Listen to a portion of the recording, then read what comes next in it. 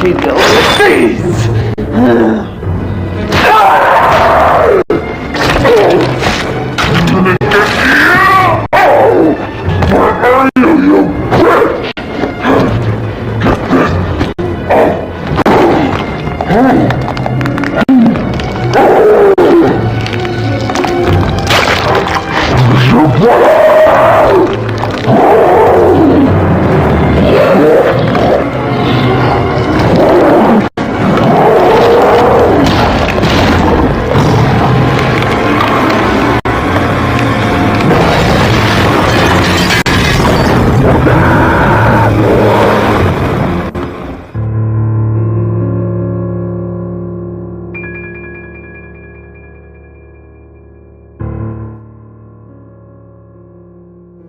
Saudações, meu nome é Coronel Gabriel.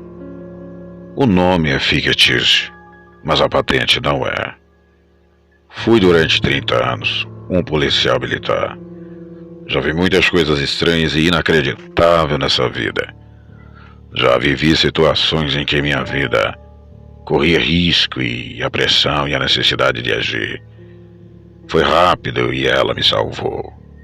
A história que eu vou contar, por mais inacreditável que possa parecer, é real, e os nomes que aparecerem aqui são fictícios para preservar a vida particular, pois alguns ainda estão nas ativas ainda. Em 2001, meu irmão, que mora em Palmital, noroeste do estado de São Paulo, próximo de Assis, me ligou pedindo ajuda. Nossa família tem um rancho à beira do rio Paranapanema, que divide o estado de São Paulo com o estado do Paraná. Esse rancho é a base para as nossas pescarias.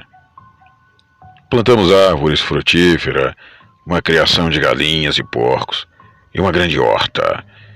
E no final de outubro, começamos a ouvir histórias e fatos e acontecimentos estranhos que meu irmão não conseguia entender. Durante a noite, nossos 2 cachorros começavam a latir incessantemente e parecia que queria atacar alguma coisa. Mas nada tinha passado da cerca de arame, pois era muito forte. Nós colocamos em volta da parte que dava para a pequena estrada que separava o nosso rancho do rancho do meu vizinho. Mas no dia seguinte, meu vizinho apareceu de manhã todo apavorado, pois seus 2 cabritos de raça foram atacados e estraçalhados. Parcialmente foram devorados, porque algo que deixou aquelas mordidas eram mordidas muito grandes e profundas. Todos ficaram muito assustados. Por isso, nunca havia nada acontecido daquela forma. Mas a noite seguinte aconteceu de novo. Os 2 cães do nosso rancho são 2 Rottweiler, grande e muito bravo, e só respeitavam a mim e meu irmão. Nessa noite, houve um alvoroço tremendo. Agora no rancho, a casinha em que guardamos rações e que faz divisa com o galinheiro fora arrombada por algo que quebrou a cerca e conseguiu entrar, matando várias e várias aves. Meu irmão ficou apavorado e à noite seguinte, munido de um revólver calibre 38 e uma espingarda calibre 12, ficou à espreita no mesmo lado que aquela coisa entrou na noite anterior. Mas nessa noite, ficamos sabendo que houve um ataque do outro lado do rio, onde um potrinho recém-nascido fora atacado e fora morto.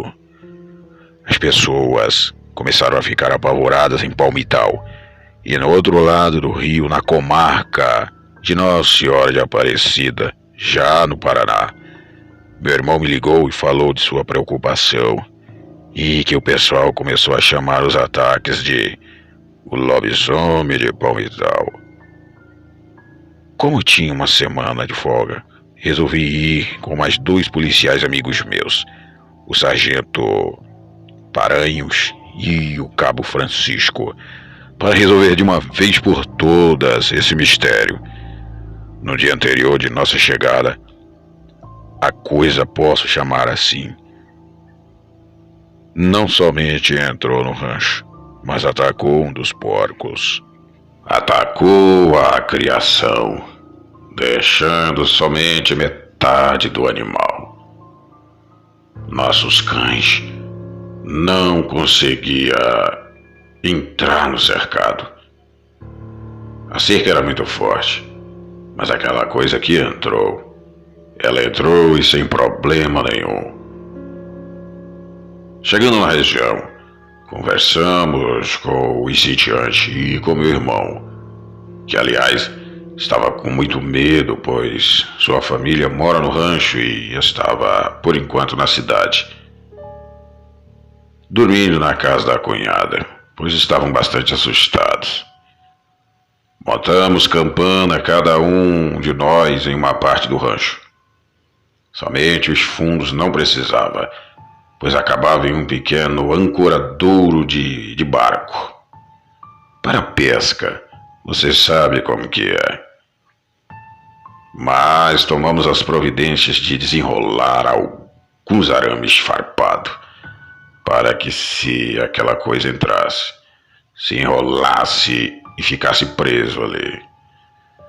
Eu estava com meu Taurus calibre 38 de 7 tiros com munição de ponta alça e uma espingarda Boito calibre 12 de 2 canos sobrepostos com chumbo grosso, balotes do tamanho de uma esfera de rolimã.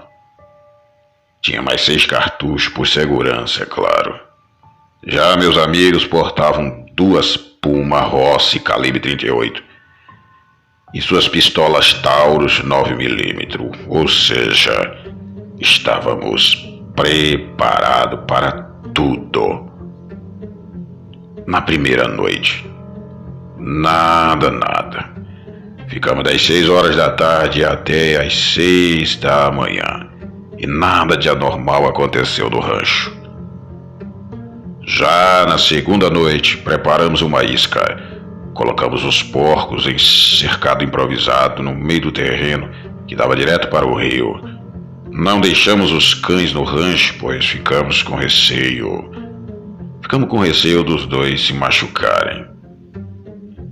Portanto, levamos os dois para a cidade e acho que até ficaram bastante felizes da vida, por estarem bem longe daquela coisa. Em volta do cercado, colocamos umas tábuas e enchemos de prego e viramos as pontas para cima e disfarçamos com palha e terra por cima. Mas na noite, por volta da 1h30, começamos a ouvir barulhos estranhos. Parecia um gemido de gente, mas pouco a pouco havia se transformando em um bufar, como um bufar de cavalo. E para no final ouvirmos uns gritos que gelaram nossos corações. Acostumado em aguardar o melhor momento para agir, todas as luzes foram apagadas e deixamos uma lâmpada muito forte acima do cercado, que ligaríamos assim que aquela coisa estivesse por perto. Mas não deu outra. Ouvimos um barulho de madeira quebrada e a cerca foi derrubada.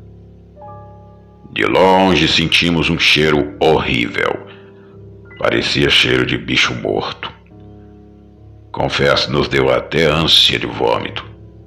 Os porcos começaram a ficar inquietos e começaram a berrar. De repente ouvimos um grito horrível e barulho de algo se debatendo no chão. Acendemos a luz forte e o que vimos nos deixou paralisado. Uma coisa grande preta, parecendo um macaco, com longos braços, uma cara que era meio de cachorro com bode, sei lá. 2 orelhas grandes, acho que com quase 30 centímetros de comprimento. O bicho estava se arrastando e se contorcendo, caído ali no chão, pois suas patas ou pés, sei lá como dizer daquilo, estavam enrolados no arame farpado. Mais próximo dele, o sargento que, do alto dos seus 1,90 metros de altura, deu uma pancada com um cabo de enxada. Uma pancada tão forte que a madeira até quebrou nas costas daquele bicho, que ao receber a pancada, aquele animal deu um grito. Logo levantou-se e foi para cima do sargento. Mas o que ele não sabia era que entre ele e o sargento havia as tábuas com prego, que para desespero daquela coisa, os pregos cravaram e perfuraram suas patas, e aquele bicho parou na hora tentando entender o que havia acontecido. Então, de onde eu estava, tive chances de atirar. Dei 2 tiros rápidos de calibre 12, que acertaram as costas daquela coisa, próximo ao ombro, e uma acima do quadril. Ele se virou e o cabo deu uma rápida sequência de 3 tiros da puma, bem próximo no peito daquela coisa. Aquilo cambaleou e correu para o único lugar que ele podia. Era o ancoradouro de barco, que dava no rio. Só que nós, por estratégia, tínhamos esticado um arame farpado preso de um lado do outro, de 2 pilastras que faziam o apoio do ancoradouro. Quando a coisa tropeçou a perna dele, então, deve ter se rasgado até o osso, pois seus gritos foram tão altos que acredito que as pessoas do outro lado do rio acho que ouviram aquele berro. Quando a coisa se jogou no rio, chegamos bem na beirada e atiramos com tudo que tínhamos, até que não vimos mais nada. Foi pavoroso demais a conta, dando ali aquelas sequências de tiro, até então que não vimos mais nada na superfície da água. Lá a correnteza é muito forte e leva tudo, até a usina hidrelétrica de Canoa. Para nós realmente, aquilo ou aquela coisa era um lobisomem, e era o lobisomem dos grandes, com uns 2 metros ou mais de altura. Ele conseguiu resistir aos tiros e nem o arame farpado conseguiu prendê-lo. Após aquela noite, nunca mais se ouviu falar de ataques aos ranchos. A família de meu irmão conseguiu voltar para aquele rancho e recuperaram sua criação. Quando voltamos para São Paulo, eu e meu irmão e meus amigos catamos frutas ali e trouxemos para casa. Trouxemos milho, pinga. E foi assim a nossa estadia naquele local, pois ganhamos bastante presente. O pessoal da região estava bastante com medo e deu para nós em agradecimento.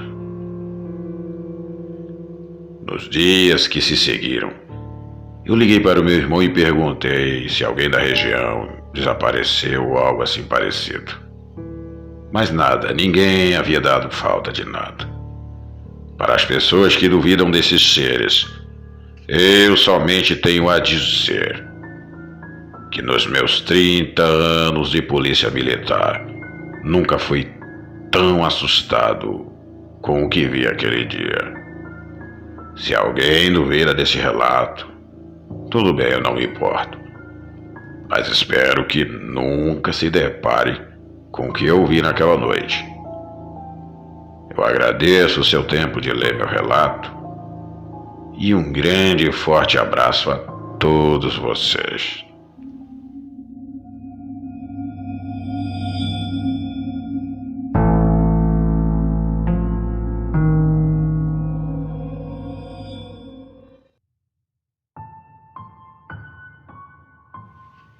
noite. Eu me chamo Tânia e eu sou peruana. Trabalhei muito tempo no Brasil, na fábrica de tecelagem em Sorocaba. E lá conheci muitos brasileiros amigos que me ajudaram a conhecer muitas histórias e costumes brasileiros. Certa vez, uma amiga brasileira, que morava no mesmo prédio que eu, chegou da rua muito assustada e disse que ouviu uivos na rua por onde ela vinha. E me disse que tinha medo de ser um lobisomem. Então eu entendi que era essa criatura, o tal de El Hombre Lobo. Essa criatura que também meus conterrâneos no Peru tanto temiam. Então eu contei a ela que uma vez no vilarejo de Rosário, no Peru, onde nós morávamos quando criança, passamos uma noite de terror. Minha mãe cuidava de 6 crianças, alguns primos e 2 irmãos meus. Nós éramos pobres e não tínhamos muito recurso. Minha mãe cuidava das crianças para as minhas tias irem para a roça colher milho e tecerem cestas para venderem. E quando chovia, minhas tias ficavam na cabana na roça com os meus tios. E então, nós tínhamos que dormir só com a minha mãe. E quando era às 6 horas da tarde, ela já recolhia todos para dentro da nossa casa de barro, que era um estuque, palha com barro nas paredes. Mas era tudo muito limpo e arrumado. E o telhado era de palheiro trançado. Mas mesmo assim, era muito frágil. Portanto, nós tomávamos cuidado com o fogo, principalmente. Mas num certo dia, meus tios pousaram na cabana da roça e minha mãe percebi que estava bem assustada naquele dia, mandando todos nós 6 entrarmos logo para dentro, pois a luna estava cheia, e isso significava que o Hombre Lobo poderia aparecer. Entramos todos e fomos nos banhar e jantar. Foi aí então que, depois de deitados em nossos colchões de palha, começamos a ouvir os cachorros latindo muito. A vila era pequena, as casas de barro eram próximas umas das outras, portanto, tudo dava para se ouvir das casas vizinhas. Os cachorros passaram a avançar em alguma coisa que, ao andar, pelo que nós ouvíamos bem, como passos pesados, e aqueles passos em um instante chegou na porta de nossa casa e passou a cheirar embaixo da porta de madeira. Aquilo rosnava, roncava, que dava arrepios. E os menores começaram a chorar, e minha mãe, munida de um facão, fazia sinal para que ficássemos calados. Quanto mais eles choravam, aquele bicho mais forçava a porta e começou a cavar a parede, o que deixou minha mãe desesperada, de muito medo, pois se aquela coisa entrasse na casa, com certeza iria nos atacar. De repente aquilo fez um buraco na parede pelo qual vimos aqueles olhos amarelados olhando para dentro, ameaçando a gente. O pavor era demais. Então aquilo soltou um uivo que até hoje me dá calafrios.